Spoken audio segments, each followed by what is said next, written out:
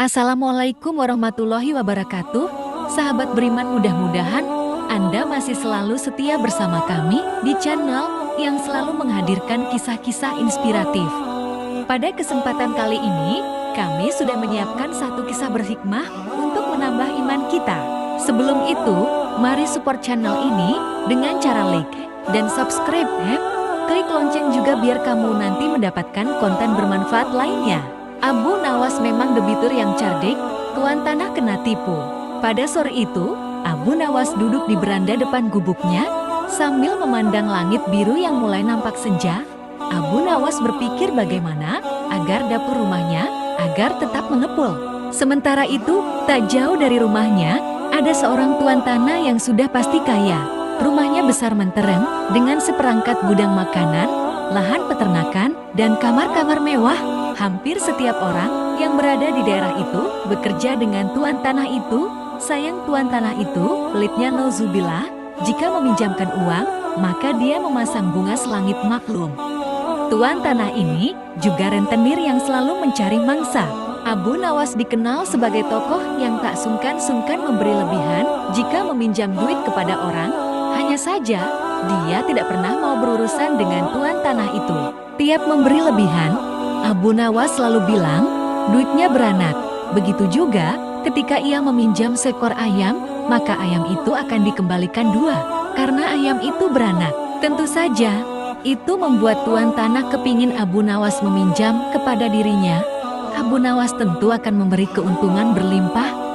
Abu Nawas adalah debitur idaman, pikirnya. Nah, sore itu terlintas dalam benak Abu Nawas untuk meminjam sesuatu kepada tuan tanah. Maka datangnya ia ke rumah si kaya itu. Abu Nawas ingin meminjam 3 butir telur, sudah barang tentu. Tuan tanah setuju tanpa perlu proposal dan perjanjian segala. Bahkan tuan tanah itu menanyakan kepada Abu Nawas, apakah ingin meminjam yang lain? Abu Nawas menggelengkan kepala. Ini saja dulu, jawabnya. Dia hanya butuh 3 butir telur. Tuan tanah itu bertanya lagi dengan Abu Nawas, kapan telur itu akan beranak? Abu Nawas menjawab itu tergantung dengan keadaan. 5 hari kemudian, Abu Nawas kembali ke rumah tuan tanah itu untuk mengembalikan telur 3 menjadi 5 butir. Melihat 5 butir telur, betapa senangnya tuan tanah itu. Ia lalu menanyakan kepada Abu Nawas, apakah ia akan meminjam lagi? Abu Nawas lalu meminjam piring tembikar sebanyak 2 buah. Tuan tanah itu memberikan dengan senang hati dan berharap piringnya itu menjadi banyak. 5 hari kemudian, Abu Nawas datang dengan membawa 3 piring tembikar. Walaupun tidak sesuai dengan yang diharapkan, tetapi hati tuan tanah cukup gembira karena 2 piring dulu hanya melahirkan 1 anak saja. Tak mengapa, pikir sang tuan tanah. Karena bisa saja orang mempunyai anak tunggal, bahkan tidak memiliki anak. Tuan tanah itu mengadukan kepada pengadilan dengan harapan Abu Nawas akan digantung. Pengadilan pun digelar. Abu Nawas membeberkan semua duduk permasalahannya. Demikian juga tuan tanah itu menjelaskan.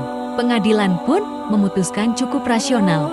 Kalau sesuatu bisa beranak, sudah pasti bisa mati, dan Abu Nawas telah menjalankan lakonnya dengan baik. Adapun tuan tanah yang tamak itu telah tertipu karena wataknya sendiri yang kikir, tamak, pelit.